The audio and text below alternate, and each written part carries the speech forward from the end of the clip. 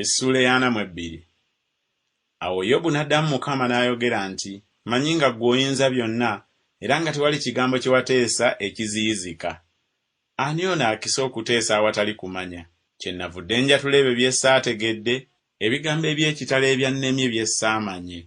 Nkwegayiridde, wulira, nange kanjogere. N'akubuuza, naawe onziremu.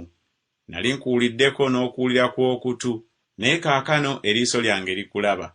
Kyenvudde neetamwa ne nneenenya mu nfuufu n'evvu."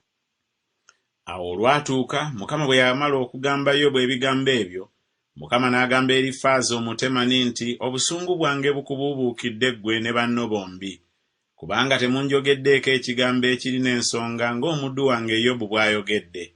Kale nno, mwetwalire ente ennume 7 n'endiga ennume 7, mugende eri omuddu wange Yobu, muweeyo ekiweebwayo ekyokebwa, era omuddu wange Yobu anaabasabira. Kubanga oyo gwe nakkiriza nneme okubakola ng'obusirusiru bwammwe bwe buli, kubanga temunjogeddeeko kigambo ekirina ensonga ng'omuddu wange Yobu bw'ayogedde." Awo Erifaazi Omutemani ne Birudaadi Omusukki ne Zofali Omunaamasi ne bagenda ne bakola nga Mukama bw'abalagidde. Kale Mukama n'akkiriza Yobu. Awo Mukama n'akyusa obusibe bwa Yobu bwe yasabira mikwano gye. Mukama n'awa Yobu okusinga emirundi 2 ebyo bye yalina olubereberye.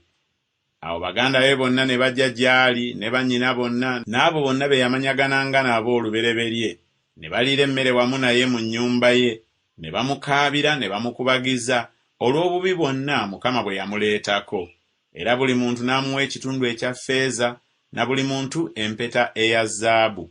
Awo Mukama n'awa omukisa enkomerero ya Yobu okukira entandikwa ye, n'aba n'endiga 10,400, n'eŋŋamira 600, n'emigogo gy'ente 1,000, n'endogoyi enkazi 1,000.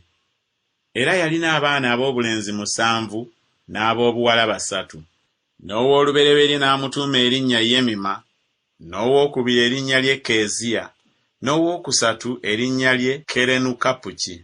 Awo mu nsi yonna ne watalabika abakazi abalungi okwenkana abawala ba Yobu. Kitaabwe n'abawa obusika mu baganda baabwe. Awo oluvannyuma lw'ebyo, Yobu n'awangaala emyaka 140, n'alaba batabani be n'abaana b'abatabani be bannakasatwe. Awo Yobu n'afa nga mukadde ng'awezezza ennaku nnyingi.